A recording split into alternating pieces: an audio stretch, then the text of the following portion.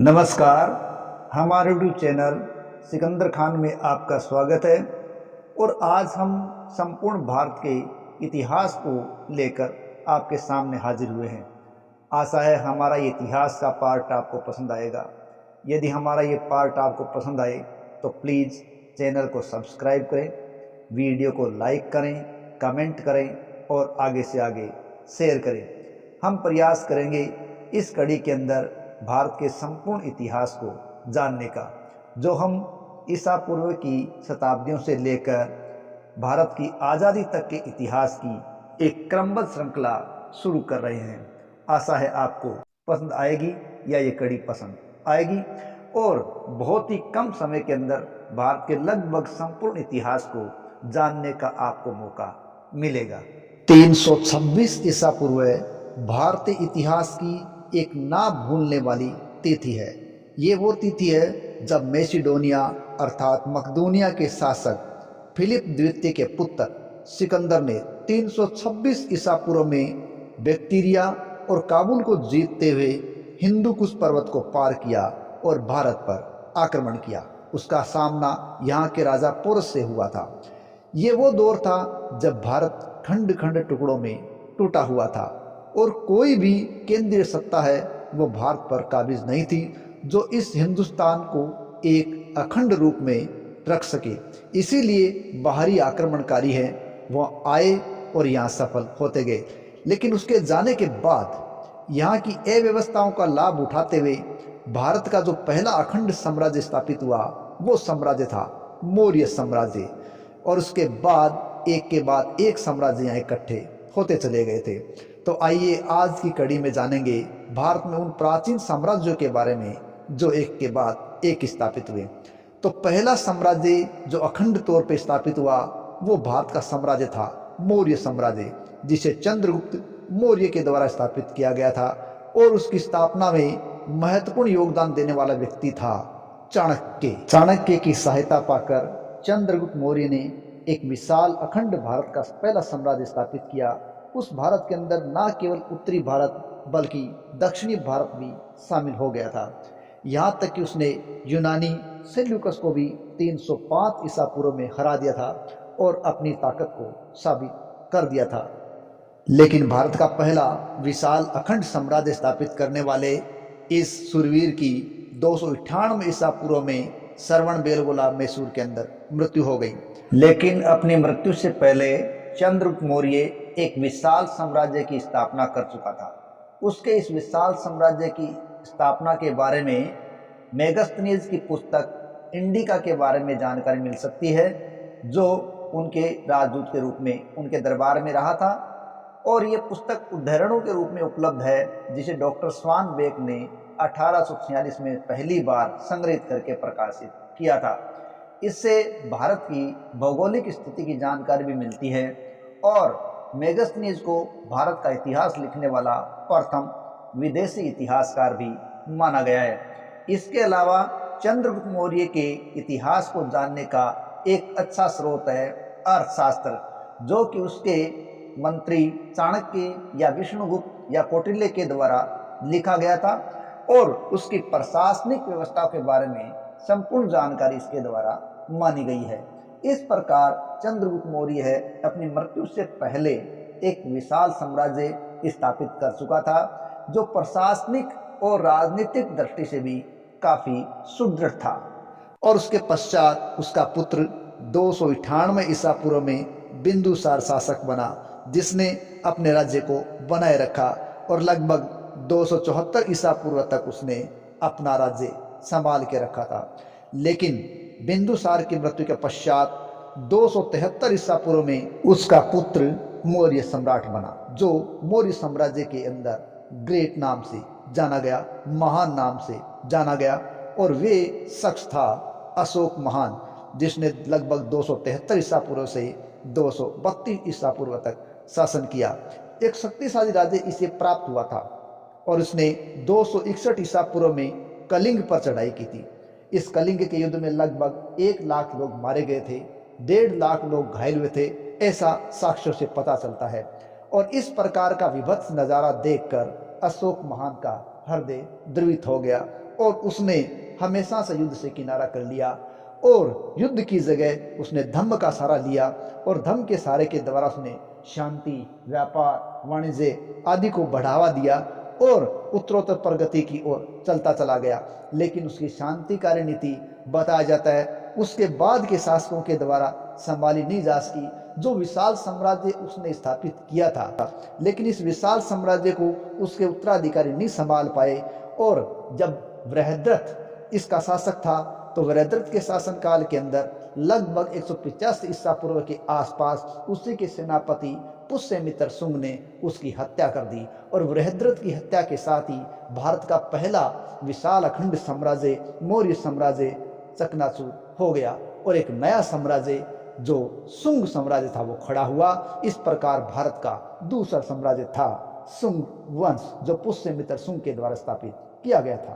पुष्यमित्र शुंग ब्राह्मणवादी थे। उन्होंने वैदिक धर्म की पुनर्प्रतिष्ठा की। उन्होंने 2 अश्वमेध यज्ञ करवाए। उनके अश्वमेध यज्ञ के पुरोहित पतंजलि थे। पुष्यमित्र शुंग एक बहुत ही योग्य शासक सिद्ध हुए। उनके समय यवनों का आक्रमण हुआ था और उन्होंने इसे असफल भी किया था। पतंजलि ने लिखा है कि यवनों ने माध्यमी का चित्तौड़ पर आक्रमण किया था। गार्गी संहिता के अंदर भी यवनों के आक्रमण का उल्लेख मिलता है और पुष्यमित्र के योग्य शासक होने का पता चलता है। मौर्य साम्राज्य के बाद स्थापित होने वाले शुंग साम्राज्य के इतिहास को जानने के कई साहित्यिक और अभिलेखीय स्रोत हैं। साहित्यिक स्रोतों में मत्स्य पुराण, वायु पुराण, ब्राह्मण पुराण, महाभाष्य, गार्गी संहिता, मालविकाग्निमित्रम कई प्रकार की रचनाएं हैं। वहीं अभिलेखों में धनदेव अयोध्या लेख, भरुत लेख, हाथीगुम्फा अभिलेख, वैष्णवर लेख, इस प्रकार के जो लेख हैं वो शुंग वंश की जानकारी उपलब्ध करवाते हैं। मालविकाग्निमित्रम से पता चलता है पुष्यमित्र ने विदर्भ के राजा यज्ञसेन को भी हराया था। पुष्यमित्र के पश्चात उसका पुत्र अग्निमित्र शासक बना। पुष्यमित्र के शासनकाल के दौरान वह विदिशा का उपराजा था और बाद में वो शासक बना। विदिशा का राजनीतिक महत्व और सांस्कृतिक महत्व शुंग काल में लगातार बढ़ता चला गया था। अग्निमित्र भी एक योग्य शासक साबित हुआ। कालिदास की एक रचना है मालविकाग्निमित्रम। इस मालविकाग्निमित्रम का नायक ये शुंग शासक अग्निमित्र और विदर्भ की राजकुमारी मालविका है। तो इससे भी पता चलता है कि अग्निमित्र एक योग्य शासक हुआ था। कालांतर में शुंग वंश के अंतिम शासक के रूप में जिस शासक का नाम लिया जाता है वो शासक है देवभूति। बताया जाता है कि देवभूति ने वासुदेव को अपना प्रधानमंत्री या सेनापति बना रखा था और उसी प्रधानमंत्री या सेनापति ने 75 ईसा पूर्व के लगभग अपने शासक देवभूति की हत्या कर दी और हत्या करके वासुदेव ने 75 ईसा पूर्व के लगभग एक नया वंश कर्ण वंश स्थापित कर दिया था। लेकिन ये कर्ण वंश है वो लंबे समय तक नहीं चल सका और 30 ईसा पूर्व में सुशर्मा इस कर्ण वंश का अंतिम शासक हुआ और इसी के साथ कर्ण वंश भी समाप्त हो गया था। जिस मौर्य साम्राज्य को चंद्रगुप्त मौर्य के द्वारा स्थापित किया गया, अशोक के द्वारा जिसका विस्तार किया गया, बना के रखा गया और उस साम्राज्य को शुंग वंश ने भी बना के रखने का प्रयास किया। उसके बाद कर्ण वंश बहुत ही कम समय के लिए आया, कोई करामात नहीं कर पाया। ऐसे ही अनेक वंश आए जिनमें सातवाहन वंश है वो दक्षिणी भारत में स्थापित हुआ था। बाहर से आए हुए विदेशी आक्रमणकारियों ने भी यह साम्राज्य स्थापना के प्रयास किए, जैसे इंडो ग्रीक शासक डेमेट्रियस और मिनांडर ने अपने प्रयास किए थे। पार्थियन या पल्लव वंश भी ईरान से आया था और उसका शक्तिशाली शासक गोंदोफर्नीज था, जबकि पल्लव वंश का प्रथम शासक भारत में वोनोनीज था। लेकिन पल्लवों के यहाँ साम्राज्य स्थापित करने के सपने को कुषाणों ने समाप्त कर दिया, अर्थात पल्लवों की शक्ति कुषाणों ने समाप्त कर दी। बाद में शकों ने भी यहाँ प्रयास किया था, लेकिन शक ज़्यादा प्रभावशाली अलग अलग क्षेत्रों में हुए और लगभग 4 शताब्दियों तक इन्होंने भारत के अलग अलग हिस्सों में अपना प्रभाव भी दिखाया। शकों का सर्वाधिक प्रसिद्ध शासक रुद्रदामन था। जूनागढ़ अभिलेख से उसकी जानकारी प्राप्त होती है। रुद्रदामन का जूनागढ़ अभिलेख संस्कृत में लिखित प्रथम अभिलेख माना गया है। कालांतर में शकों की शक्ति को गुप्त शासक चंद्रगुप्त द्वितीय अर्थात विक्रमादित्य ने नष्ट किया था। चंद्रगुप्त द्वितीय ने रुद्र सिंह तृतीय को हराया और शक वंश का उन्मूलन कर दिया था। इसी प्रकार एक वंश क्षहरात वंश नाम से भी स्थापित हुआ था, जिसे भूमक ने स्थापित किया था और उसका अधिकारी बाद में नहपान भी रहा था। बाद में ईसा की प्रथम शताब्दी में विम कैडफिसस ने भारत में एक नए वंश कुषाण वंश की स्थापना की थी। इसी कुषाण वंश का 78 ईस्वी में शासक बना कनिष्क, जिसकी प्रथम राजधानी पेशावर थी और बाद में मथुरा उसकी दूसरी राजधानी बनी थी। उसने एक विशाल साम्राज्य स्थापित करने का प्रयास किया। ऐसा माना जाता है कि उसने चीन पर भी विजय प्राप्त की थी और इसी दौर के अंदर ही कलिंग उड़ीसा के अंदर चेदी वंश का शासन भी स्थापित हुआ था, जिसका प्रमुख शासक खारवेल था, जो एक बड़ा ही योग्य शासक था और उसकी जानकारी हाथी गुम्फा अभिलेख से मिलती है। इस प्रकार भारत में मौर्य साम्राज्य तथा शुंग साम्राज्य के बाद में अनेक वंशों का उदय हुआ, लेकिन वो उस मुकाम को प्राप्त नहीं कर पाए जो मुकाम मौर्यों और शुंगों ने प्राप्त किया था। ये अपने क्षेत्र से बाहर ज़्यादा नहीं बढ़ पाए। हालांकि कुषाणों ने और सातवाहनों ने एक विशाल साम्राज्य स्थापित करने का प्रयास किया था, लेकिन कुषाण अपने क्षेत्र में उत्तरी भारत के स्थानीय क्षेत्रों तक ही सीमित होकर रह गए थे। इसी प्रकार सातवाहन वंश है वो दक्षिणी भारत में स्थानीय होके ही रह गया था, ज़्यादा विशाल पैमाने पर नहीं फैल पाया था। एक बात और विशेष है कि सातवाहन वंश को इतिहास में मात्र शतात्मक का दर्जा दिया गया है। भारत में शासन स्थापित करने वाले इतने वंशों के बीच यदि किसी वंश को तीसरे साम्राज्य का दर्जा दिया जा सकता है तो वो तीसरा साम्राज्य हुआ चोल साम्राज्य। चोल साम्राज्य के बारे में पहली जानकारी कात्यायन कृत वार्तिक में मिलती है, जो लगभग 4वीं शताब्दी ईसा पूर्व की रचना है। इसके अलावा महाभारत और मेगस्थनीज की इंडिका से भी चोल के बारे में जानकारी मिलती है। अशोक मौर्य अभिलेखों से भी 13वें शिलालेख में तमिल प्रदेश के चोर चेल पांड्यों का उल्लेख मिलता है। इस प्रकार हमें चोलों की जानकारी के कई स्रोत मिलते हैं और अधिकांश साक्ष्यों के आधार पर 300 ईसा पूर्व से लेकर 300 ईस्वी के मध्य में स्थापना का मान रखा जाता है। मोटे तौर पर पेनार तथा वेल्लारू नदियों के मध्य पूर्वी तट से सटा हुआ प्रदेश था चोल मंडलम तथा कावेरी पट्टनम, उरयू, तंजावुर, कांची, गंगैकोंड चोलपुरम ये चोल साम्राज्य के प्रमुख केंद्र माने गए हैं। इन नगरों में कांची तथा गंगैकोंड चोलपुरम सर्वाधिक महत्वपूर्ण हुए हैं। गंगैकोंड चोलपुरम दीर्घकाल तक चोलों की राजधानी भी बनी रही और साथ ही साथ संपूर्ण चोल काल में कांची है वो चोल नरेशों की उप राजधानी के रूप में भी काम आई है। जो समय चोलों की स्थापना का समय माना जाता है, दक्षिणी भारत में प्रथम नगरीकरण का भी वही समय अर्थात 300 ईसा पूर्व से 300 ईस्वी के मध्य माना जाता है। देखिए, प्रायद्वीपीय भारत का दूर दक्षिणी भाग तमिलकम प्रदेश कहलाता है, जो कृष्णा और तुंगभद्रा नदियों के मध्य का मुख्य रूप से क्षेत्र है। तमिल भाषा का जो प्राचीनतम साहित्य है वो संगम साहित्य है। संगम तमिल भाषा का शब्द गोष्ठी, परिषद, संस्थान से तात्पर्य लिए हुए है और इसी संगम साहित्य से हमें तात्कालीन शुरुआती के चोल साम्राज्य की जानकारी मिलती है। अनेक संगम साहित्य के ग्रंथ जो महत्वपूर्ण स्थान रखते हैं उनमें तोलकाप्पियम, अहनानुरु, पुनरानुरु, शिल्पपदीकरम, मणिमेखले आदि हैं, जो कि आज भी अपना प्रभाव रखे हुए हैं। संगम साहित्य से हमें प्रारंभिक चोल शासकों के बारे में जानकारी मिलती है। संगम कालीन चोल राजवंश का सबसे महत्वपूर्ण और सर्वाधिक शक्तिशाली शासक करिकाल को माना गया है। करिकाल चोल शासक 140 से 190 ईस्वी के लगभग माना जाता है। बताया जाता है कि तंजौर के निकट वेणी के युद्ध में उसने पांडे, चेर तथा उसके सहयोगी 11 शासकों के संघ को हरा दिया था। इसके अलावा पेनार घाटी में करिकाल ने वाहेपरंडलाई के युद्ध में 9 शत्रु शासकों के संघ को हराया और उनकी राजसत्ता के प्रमुख चिन्ह छत्र को भी जीत लिया था। करिकाल ने अपने पराक्रम से संपूर्ण तमिल प्रदेश पर अधिकार कर लिया था। शिल्प पदीक्रम से उसकी कई जानकारियां प्राप्त होती है।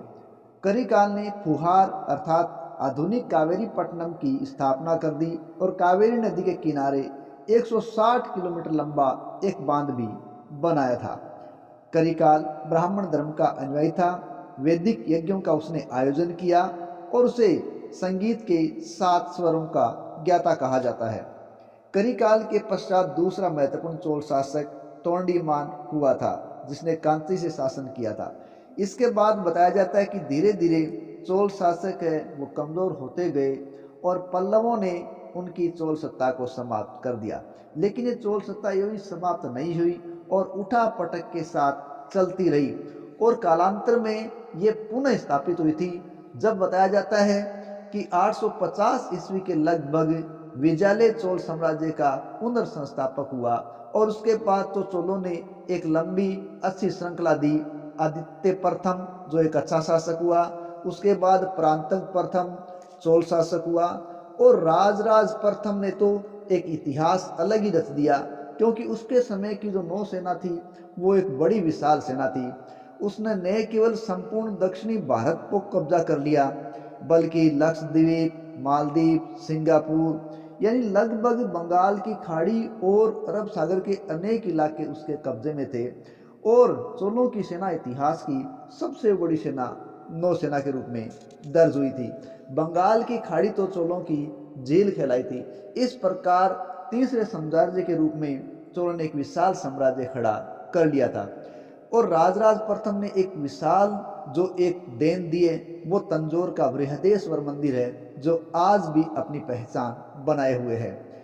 और उसके पश्चात के शासकों में राजेंद्र शासक हुए, जिसने भी अपने वंश को गौरवान्वित किया और अपने राज्य को बनाए रखा। इस प्रकार एक के बाद एक चोल शासकों की श्रृंखला हुई, जिन्होंने चोल साम्राज्य को बना के रखा था। अगर शुरुआत से 300 ईसा पूर्व से माना जाए तो लगभग ये मान लिया जाता है कि यह साम्राज्य है वो लगभग उठापटक के बाद 1500 वर्ष तक कायम रहा था। तो इस दृष्टि से इतिहास में ये विश्व के इतिहास में ये एक अलग बड़े लंबे टाइम वाला एक साम्राज्य माना जा सकता है। इस विशाल साम्राज्य के बारे में अधिक जानकारी एक अलग वीडियो में प्राप्त करेंगे, क्योंकि इतना एक विशाल साम्राज्य था, अति उन्नत था, लंबे समय तक काम करने वाला था, लेकिन फिर भी हमारी जानकारी उसके बारे में बहुत कम है। तो आगामी वीडियो में इसके बारे में विस्तार से जानकारी देंगे। अब जानते हैं भारत के चौथे साम्राज्य गुप्त साम्राज्य के बारे में। भारत के चौथे साम्राज्य गुप्त साम्राज्य के वास्तविक संस्थापक के रूप में चंद्रगुप्त प्रथम का नाम लिया जाता है, जिसने 320 ईस्वी के अंदर गुप्त वंश को स्थापित किया था और उसने महाराजा धीराज की उपाधि धारण की थी। उसने लिच्छवी राजकुमारी कुमार देवी से विवाह किया था और पाटलिपुत्र को केंद्र बनाकर गुप्तों ने अपने राज्य का विस्तार किया था। चंद्रगुप्त प्रथम के पश्चात उसका पुत्र समुद्रगुप्त शासक बना, जिसने गुप्त साम्राज्य का सर्वाधिक विस्तार किया और उसकी विजयों का उल्लेख हरिसेन की प्रयाग प्रशस्ति में मिलता है। उसने न केवल उत्तरी भारत के अंदर बल्कि दक्षिणी भारत में भी अनेक राज्यों को पराजित किया था। उसे 100 युद्धों का विजेता भी कहा गया है। समुद्रगुप्त की विजयों के कारण इतिहासकार विंसेंट स्मिथ ने समुद्रगुप्त को भारत का नेपोलियन कहा है। समुद्रगुप्त एक संगीत प्रिय शासक था। उसके सिक्कों पर उसे वीणा बजाते हुए दिखाया गया है। इस प्रकार यदि विशालता की दृष्टि से देखें तो समुद्रगुप्त ने एक विशाल साम्राज्य का निर्माण कर दिया था। समुद्रगुप्त के पश्चात गुप्त वंश के प्रभावी शासक के रूप में चंद्रगुप्त विक्रमादित्य अर्थात चंद्रगुप्त द्वितीय का नाम लिया जाता है, जिसने शक शासक रुद्र सिंह तृतीय को पराजित किया और भारत से शकों का पूरी तरीके से उन्मूलन कर दिया था। सर्वप्रथम चांदी के सिक्के गुप्त शासकों में चंद्रगुप्त द्वितीय अर्थात विक्रमादित्य ने ही चलाए थे। उज्जैन को उसने अपनी दूसरी राजधानी बनाया था। चंद्रगुप्त विक्रमादित्य के बारे में अधिकांश जानकारी मेहरौली लोह स्तंभ से भी प्राप्त होती है। इसके अलावा चंद्रगुप्त द्वितीय के दरबार में 9 विद्वानों की एक मंडली रहती थी, जिसे नवरत्न कहा जाता था। उन नवरत्नों के लेखन से प्राचीन भारतीय सभ्यता संस्कृति का गौरव अनुभूत होता है। चंद्रगुप्त विक्रमादित्य के बाद के शासकों में कुमारगुप्त महेंद्रगुप्त शासक बना, जिसके समय उससे मित्रों का आक्रमण हुआ था। कुमारगुप्त के समय की ही एक विशेष देन नालंदा विश्वविद्यालय की स्थापना है। इसके पश्चात स्कंदगुप्त वो शासक बना जो लगभग 455 ईस्वी का शतासीन माना जाता है। और स्कंदगुप्त के समय हूणों का आक्रमण हुआ था और उस हूणों को उसने पराजित कर दिया था। जूनागढ़ अभिलेख है वो हूणों को मलेच्छ कहता है। स्कंदगुप्त गुप्त साम्राज्य का अंतिम प्रतापी शासक था। उसके बाद गुप्त साम्राज्य के अंदर एक के बाद एक कमजोर शासक होते गए और गुप्त साम्राज्य का पतन हो गया। स्कंदगुप्त के पश्चात पुरुगुप्त, कुमारगुप्त द्वितीय, बुधगुप्त, नरसिंहगुप्त, बालादित्य, भानुगुप्त आदि शासक हुए। भानुगुप्त का समय 510 ईस्वी का हमें एरन अभिलेख मिला है, जिसमें सती प्रथा का पहली बार उल्लेख भी हुआ है। नरसिंहगुप्त बालादित्य के समय गुप्त शासन है वो 3 भागों में बंट चुका था और वो कमजोर हो चुका था। इस प्रकार अंतिम शासक के रूप में देखें तो गुप्त वंश का अंतिम शासक विष्णुगुप्त माना गया है और इसके पश्चात गुप्त वंश वो समाप्त हो गया था। देखिए, गुप्त वंश को प्राचीन भारत के अंदर हिंदू धर्म का पुनरुत्थान काल माना जाता है और ये स्वर्ण काल भी माना गया है, क्योंकि इस समय हर क्षेत्र में वृद्धि हुई या विकास हुआ था। साहित्य के क्षेत्र में, कला के क्षेत्र में, न्याय के क्षेत्र में, राजस्व के क्षेत्र में, हर दृष्टि से गुप्त काल के अंदर उत्तरोत्तर विकास ही हुआ था, इसलिए यह स्वर्ण काल के रूप में जाना जाता है। गुप्त वंश के पश्चात भारत में जो प्रभावशाली प्राचीन साम्राज्य हुआ वो हुआ वर्धन वंश। और वर्धन वंश के प्रमुख शासक के तौर पर सम्राट हर्षवर्धन का नाम लिया जाता है, जिनका समय 606 से 647 ईस्वी माना गया है। हर्षवर्धन ने लगभग संपूर्ण उत्तरी भारत को एकजुट किए रखा था। हालांकि दक्षिणी में उसने विस्तार का प्रयास किया, लेकिन चालुक्य शासक पुलकेशिन द्वितीय ने इसे असफल कर दिया। इसलिए हर्ष को उत्तरापद स्वामी के नाम से जाना गया था। हर्ष के समय सत्ता का केंद्र है वो अब कन्नौज होने लगा था। सम्राट हर्षवर्धन का वो समय था जब चीनी यात्री ह्वेन सांग ने भारत की यात्रा की थी। तो ये थे भारत के प्राचीन राजवंश। देखिए, हर्षवर्धन की मृत्यु के पश्चात भारत के अंदर कोई प्रभावशाली राजवंश तुरंत स्थापित नहीं हुआ, क्योंकि इसके बाद भारत के अलग अलग इलाकों में अलग अलग जगह अलग अलग सत्ताओं ने अपना कब्जा कर लिया और जो भारत अखंड हो रहा था वो अब खंड खंड टूट चुका था।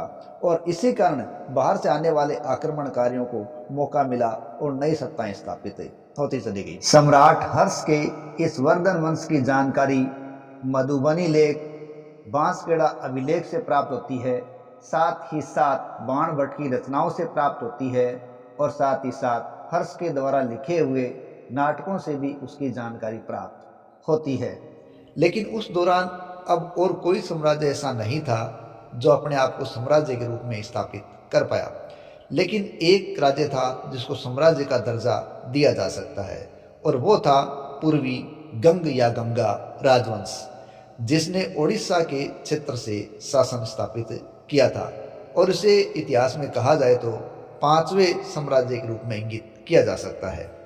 पूर्वी गंग वंश एक बड़ा मध्ययुगीन भारतीय हिंदू राजवंश था, जिसने लगभग 5वीं शताब्दी के आरंभ से ही राज्य प्रारंभ किया था और कलिंग पर शासन किया।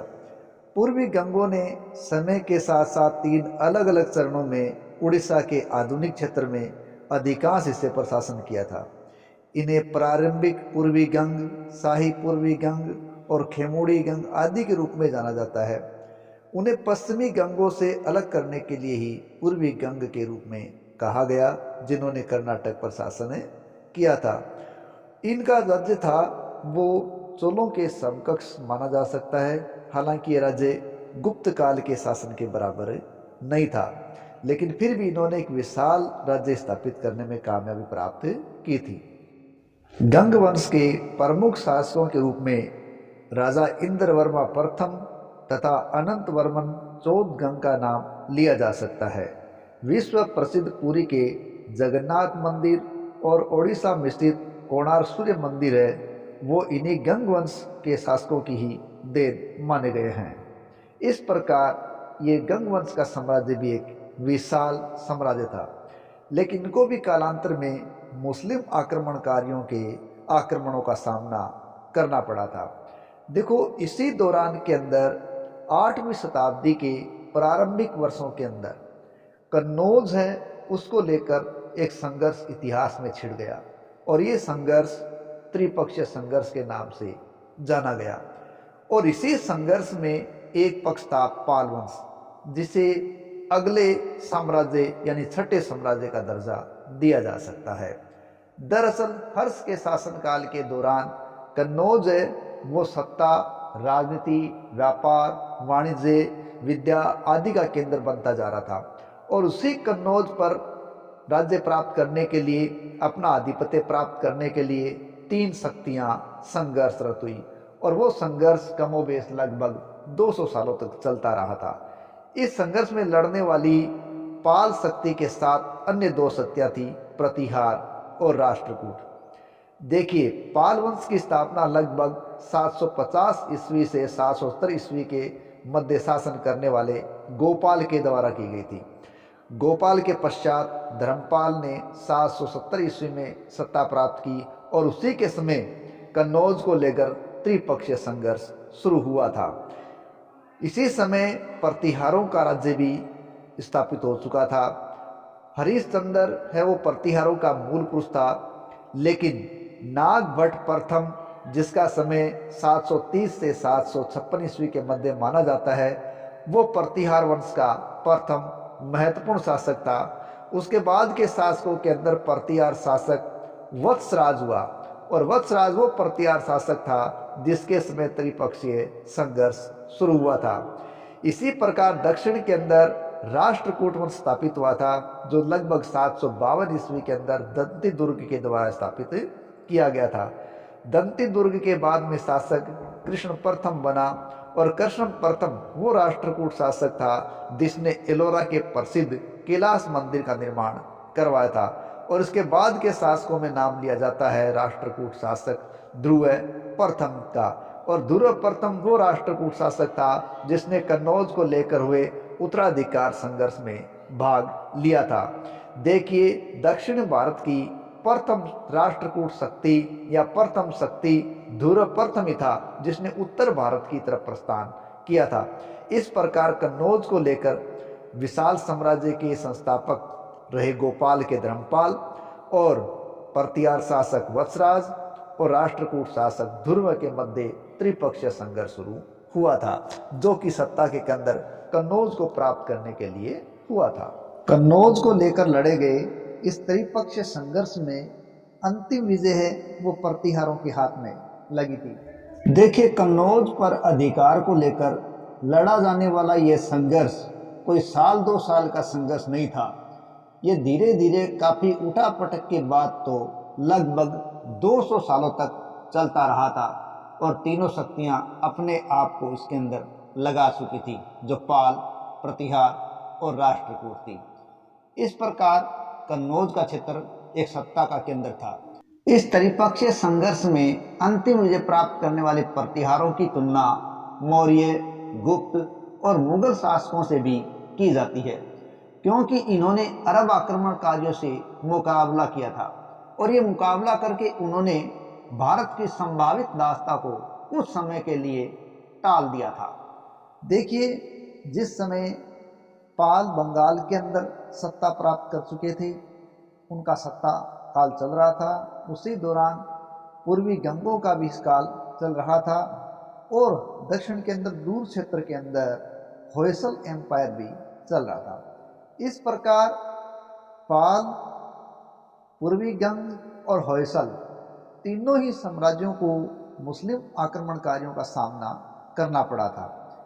देखिए, मुस्लिम आक्रमण की जहाँ तक बात है तो भारत पर सबसे पहले अरब मुस्लिम आक्रमणकारी आए और उसमें 712 ईस्वी के अंदर मोहम्मद बिन कासिम ने सबसे पहले सिंध के राजा दाहिर पर आक्रमण किया था। उसके पश्चात रुक रुक कर मुस्लिम आक्रमण भारत पर होते रहे थे और इसी प्रकार गजनी के शासक महमूद गजनी ने भी भारत पर आक्रमण किए थे, जिसका सबसे प्रमुख आक्रमण गुजरात के सोमनाथ मंदिर पर माना जाता है, जो कि उसका भारत में 15वां अभियान था और 1025 ईस्वी में वो अभियान उसने किया था। और बताया जाता है कि इतिहास में सुल्तान की उपाधि प्राप्त करने वाला महमूद गजनवी पहला सुल्तान था। उसके बाद कमोबेश अनेक शासक यहाँ आक्रमण करने के लिए आए, लेकिन उसमें सबसे अधिक ताकतवर साबित हुआ मोहम्मद गोरी, जिसने 1191 के तराइन के युद्ध में पृथ्वीराज चौहान के हाथों पराजय झेली। लेकिन अगले ही साल 1192 ईस्वी ने उसने तराइन के दूसरे युद्ध में पृथ्वीराज चौहान को हरा दिया और उसने हिंदुस्तान की सत्ता प्राप्त की। लेकिन उसने यहाँ से जाते वक्त अपने एक गुलाम कुतुबुद्दीन ऐबक को यहाँ की सूबेदारी सौंप दी और उसके पश्चात 1206 से लेकर 1290 तक ऐसे शासक हुए जो एक दूसरे के गुलाम थे। इसलिए गुलाम वंश 1206 से 1290 तक रहा, जिसमें मोहम्मद गोरी के द्वारा जिस मुस्लिम सत्ता की स्थापना की गई थी, उस मुस्लिम सत्ता को यहाँ भारत में स्थायित्व प्रदान करने का यदि श्रेय दिया जाता है तो वो शमसुद्दीन इल्तुतमिश को दिया जाता है। इल्तुतमिश के पश्चात रजिया और अन्य शासक हुए। 1265 ईस्वी में बलवंत शासक बना, जिसने लगभग 1287 ईस्वी तक शासन किया। उसके पश्चात के शासकों में अंतिम शासक के रूप में क्यूमर्स था। क्यूमर्स एक छोटा बच्चा था जिसका संरक्षक बना जलालुद्दीन फिरोज खिलजी, और उसी जलालुद्दीन फिरोज खिलजी ने बच्चे क्यूमर्स की हत्या कर दी और इसी के साथ गुलाम वंश समाप्त हो गया। और 1290 ईस्वी के अंदर खिलजी क्रांति के रूप में खिलजी वंश नया वंश सत्ता में आया, जो 1290 ईस्वी में सामने आया और 1320 ईस्वी तक था।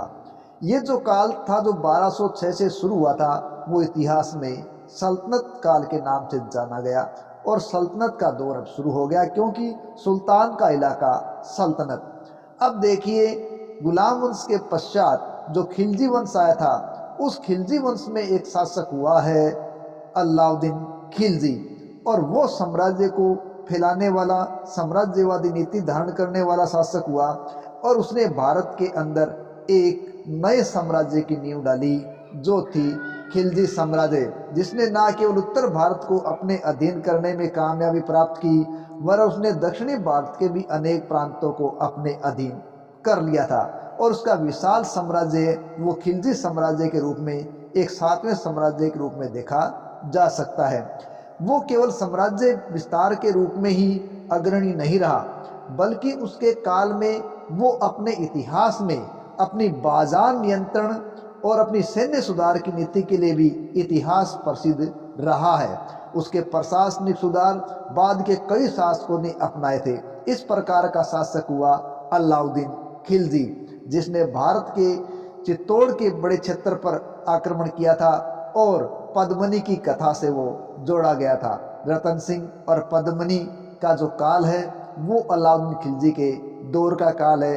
1303 का जो चित्तौड़ का साका है वो अलाउद्दीन खिलजी और रतन सिंह और पद्मिनी के इस संघर्ष का साक्षी है। तो ये एक बड़ा साम्राज्य था जो अलाउद्दीन खिलजी के द्वारा स्थापित किया गया था। राजस्थान के इस चित्तौड़ के दुर्ग को जीतकर अलाउद्दीन खिलजी ने इसका नाम खिजराबाद रख दिया। इतिहास में जिस प्रकार बताया जाता है कि उसने पद्मिनी को प्राप्त करने के लिए यहाँ आक्रमण किया था, लेकिन वो उस काल में असफल रह गया और ये उसकी एक बड़ी हार भी मान जाती है। हालांकि अनेक इतिहासकार ये मानते हैं कि चित्तौड़ की सामरिक स्थिति अलाउद्दीन खिलजी के चित्तौड़ आक्रमण का कारण थी। अलाउद्दीन खिलजी के दक्षिणी अभियानों की बात करें तो अलाउद्दीन खिलजी ही वो प्रथम सुल्तान था जिसने दक्षिणी भारत पर विजय प्राप्त की थी। उसके दक्षिणी भारत में जो अभियान थे उसका नेतृत्व मलिक काफूर ने किया था। अलाउद्दीन के समय दक्षिणी भारत में 4 बड़े प्रमुख राज्य थे। देवगिरी के यादव, जिनका शासक रामचंद्र देव था, वारंगल के काकतीय जिसका शासक प्रताप रुद्रदेव था, द्वार समुद्र के होयसल जिसका शासक वीर बल्लाल तृतीय था, और मदुरा के पांडे जिसका राजा वीर पांडे था। अलाउद्दीन खिलजी ने 1303 ईस्वी में दक्षिण का पहला वारंगल अभियान मलिक छज्जू के नेतृत्व में किया था, लेकिन वो असफल हो गया और यहाँ प्रतापरुद्र देव ने इसे असफल किया था। 1306-7 में अलाउद्दीन खिलजी ने देवगिरी पर दक्षिण का पहला सफल अभियान कर दिया और वो मलिक काफूर के नेतृत्व में था, और यहाँ रामचंद्र देव ने अधीनता स्वीकार कर देने के लिए हाँ भरी थी। इसके पश्चात 1308 ईस्वी में तेलंगाना वारंगल पर दूसरा आक्रमण हुआ और यह मलिक काफूर के नेतृत्व में हुआ था। इस समय यहाँ वारंगल के शासक प्रताप रुद्रदेव थे।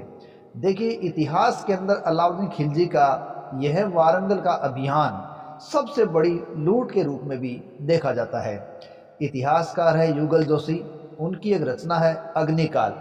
उससे पता चलता है कि मलिक काफूर के नेतृत्व में जब वारंगल का यह दूसरा अभियान किया गया था तो उसने वारंगल से एक अतुल धन संपत्ति प्राप्त की थी, और बताया जाता है यह धन संपत्ति 6000 गाड़ी सोना, 300 हाथी और 7000 घोड़े के रूप में से प्राप्त हुई थी, जो भारतीय इतिहास की उस वक्त की सबसे बड़ी लूट मानी गई थी। कहते हैं इतनी बड़ी लूट को लेकर वो 82 दिन की यात्रा करके जब दिल्ली लौटा तो 19 मार्च 1310 ईस्वी को उसकी अगवानी करने के लिए स्वयं अलाउद्दीन खिलजी आया था। बताया जाता है कि वारंगल के शासक प्रतापरुद्र देव से ही मलिक काफूर ने कोहिनूर हीरा प्राप्त किया था, जो गोलकुंडा की खानों से निकला था, और वो अब कोहिनूर अलाउद्दीन खिलजी के पास इस प्रकार पहुंचा था। अलाउद्दीन खिलजी के द्वारा खड़ा किया गया ये खिलजी साम्राज्य 1320 ईस्वी में मुबारक शाह खिलजी की मृत्यु के साथ ही समाप्त हो गया और तुगलक वंश स्थापित हुआ। तुगलक वंश ने 1320 से लगभग 1414 ईस्वी तक शासन संभाला था। तुगलक वंश की स्थापना 1320 ईस्वी में गयासुद्दीन तुगलक ने की थी, और गयासुद्दीन तुगलक दिल्ली सल्तनत का वो पहला सुल्तान था जिसने किसानों के प्रति सहयोग और उदारता की नीति अपनाई थी। उनका भूमि कर भी उसने कम कर दिया था, ऋणों की वसूली बंद कर दी थी। इसके अलावा सिंचाई के लिए नहर का निर्माण करवाने वाला पहला सुल्तान था गयासुद्दीन तुगलक। गयासुद्दीन तुगलक के साथ निजामुद्दीन औलिया का विवाद भी नाम भी जुड़ा हुआ है। इसकी मृत्यु के पश्चात मोहम्मद बिन तुगलक शासक बना, जिसने 1325 से 1351 ईस्वी तक शासन किया था, और इतिहास में ये अपनी अलग ही योजनाओं के कारण चर्चित रहा है, जिनमें इनकी योजना थी देवगिरी को राजधानी बनाना, सांकेतिक मुद्रा चलाना, खुरासान का अभियान करना, कराची अभियान करना और 2 आब में कर की वृद्धि करना। इसने एक के बाद एक 5 योजनाएं चलाई, लेकिन वो सारी असफल हो गई और इतिहास में ये शासक है वो पागल बादशाह के रूप में दर्ज हो गया। जबकि ये अलग बात थी कि सबसे ज़्यादा विद्वान और पढ़ा लिखा व्यक्ति था। मोहम्मद बिन तुगलक इतिहास में एक पागल बादशाह के रूप में चर्चित हुआ, साथ ही साथ अंतर विरोधों का मिश्रण के रूप में भी इसे जाना गया है। ये सब इसलिए हुआ कि उसकी जो योजनाएं थी वो योजनाएं असफल हो गई, लेकिन हमें यह कदापि नहीं मानना चाहिए कि उसकी योजनाएं सही नहीं थी। उसकी सभी योजनाएं एक से बढ़कर एक थी, लेकिन भाग्य ने शायद उसका साथ नहीं दिया। साथ ही साथ उन योजनाओं के अंदर कुछ में उसने जल्दी कर दी, तो कुछ योजनाओं में उसके अधिकारियों ने उसकी बात का पालन नहीं किया था। इन सभी कारणों से वो योजनाएं असफल हो गई थी और एक पागल बादशाह या अंतर विरोधों के मिश्रण का तमगा है वो मोहम्मद बिन तुगलक के ऊपर लग गया, जबकि वो एक अच्छा पढ़ा लिखा योग्य शासक था। यदि उसकी योजनाएं हैं वो सही साबित हो जाती, सफल हो जाती, तो शायद कुछ और ही इतिहास नजर आता। इस प्रकार इसके समय की एक बड़ी विशेष बात है कि इब्न बतूता है वो इसके दरबार में आया था।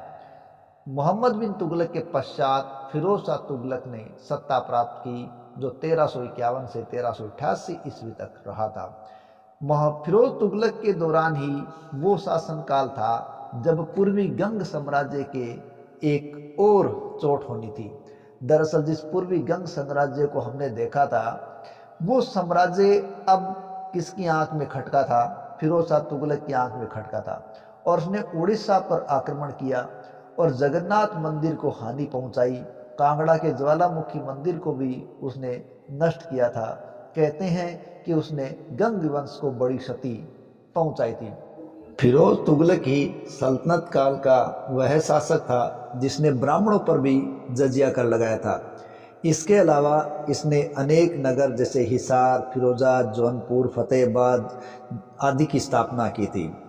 फिरोज शाह के काल में नहरों का सर्वाधिक विकास हुआ था। उसने 5 बड़ी नहरों का निर्माण करवाया था। फिरोज शाह ने फलों के 1200 बाग लगवाए थे। फिरोज शाह तुगलक को गुलाम बहुत पसंद थे। उसके दरबार में 1,80,000 गुलाम थे और गुलामों का एक अलग से विभाग था, दीवाने बंदगान। इसके अलावा उसने अनाथ, विधवा, मुस्लिम महिलाओं की देखभाल के लिए, सहायता के लिए दीवाने खैरात नाम से एक नया विभाग भी खड़ा कर रखा था। एलियट और एल्फिंस्टन ने फिरोज को सल्तनत युग का अकबर कहा है। फिरोज ने अपनी आत्मकथा लिखी है जिसका नाम फुतुहाते फिरोज शाही है। फिरोज तुगलक 2 अशोक स्तंभों को दिल्ली लाया था, एक अंबाला जिले के टोपरा नामक स्थान से और दूसरा मेरठ से लाया था। तुगलक वंश के अंतिम शासक के रूप में देखें तो नासिरुद्दीन महमूद था। देखिए, फिरोज शाह के पश्चात उसका पोता तुगलक शाह गयासुद्दीन तुगलक द्वितीय गद्दी के बाद बैठा था। उसके बाद अबू बकर, मोहम्मद शाह, अलाउद्दीन सिकंदर शाह गद्दी पर बैठे थे, लेकिन अंतिम शासक नासिरुद्दीन महमूद था। और महमूद के काल में ही 1398 ईस्वी में तैमूर ने भारत पर आक्रमण किया था। तैमूर के बारे में कहा जाता है कि वो आंधी की तरह आया और तूफान की तरह गया था। तैमूर का आक्रमण न केवल तुगलक वंश के लिए बल्कि संपूर्ण दिल्ली के लिए ही बहुत भयंकर साबित हुआ और उसने दिल्ली में एक भयंकर कत्लेआम मचाया था। और उसके बाद तो तुगलक साम्राज्य छिन्न भिन्न होकर बिखर गया था। इस प्रकार जब ये तुगलक वंश समाप्त हुआ तो 1414 ईस्वी के अंदर सैयद वंश स्थापित हुआ था, जिसने लगभग 1451 ईस्वी तक शासन संभाला था। लेकिन इस सैयद वंश को जल्दी ही एक अन्य वंश लोधी वंश ने समाप्त कर दिया और लोधी वंश 1451 में बहलोल लोधी के द्वारा स्थापित किया गया था, जो 1526 ईस्वी तक रहा था। लोधी वंश का पहला शासक बहलोल लोधी था। उसके पश्चात सिकंदर लोधी इस वंश का महत्वपूर्ण शासक हुआ था, जो इतिहास में गुलरुखी के नाम से कविताएं लिखने के लिए भी प्रसिद्ध था। साथ ही साथ 1504 ईस्वी के अंदर आगरा की स्थापना करने में भी सिकंदर लोधी का विशेष योगदान माना गया है। उसे आगरा का संस्थापक भी माना गया है। सिकंदर लोधी के पश्चात इब्राहिम लोधी 1517 ईस्वी में दिल्ली की गद्दी पर बैठता है और वो लोधी वंश का अंतिम शासक होने के साथ साथ 1206 में स्थापित सल्तनत का अंतिम शासक था। इब्राहिम लोधी ने 1517-18 में मेवाड़ के माणा सांगा से खातोली, बाड़ी, धौलपुर के संघर्ष किए थे और वो हार चुका था। तत्पश्चात उसका सामना बाबर से हुआ। पानीपत का पहला युद्ध 21 अप्रैल 1526 में हुआ था और ये पहला युद्ध था जिसके अंदर कोई सल्तनत का शासक युद्ध के मैदान में ही मारा गया था। पानीपत के 21 अप्रैल 1526 ईस्वी के इस संघर्ष में बाबर, जो कि मुगल था, उसने यहाँ तोप, गोला बारूद का इस्तेमाल किया था और इब्राहिम लोधी को मैदान में ही मार दिया था। और इसी के साथ 1526 ईस्वी में सल्तनत का साम्राज्य हमेशा के लिए समाप्त हो गया और भारत में एक नए साम्राज्य की नींव पड़ गई। और वो नया साम्राज्य अब आया था, वो था मुगल साम्राज्य, जिसके संस्थापक के रूप में मोहम्मद जहीरुद्दीन बाबर एक शासक के रूप में उभरा था। बाबर के द्वारा स्थापित इस मुगल वंश को लगभग 1707 तक एक से बढ़कर एक योग्य शासक मिले और ये बलवती होता चला गया। लेकिन 1707 में मुग़ल शासक औरंगज़ेब की मृत्यु के पश्चात ये धराशायी होता चला गया। आगे की कड़ी में इसी मुग़ल साम्राज्य की बात करेंगे। तब तक जय हिंद, जय भारत।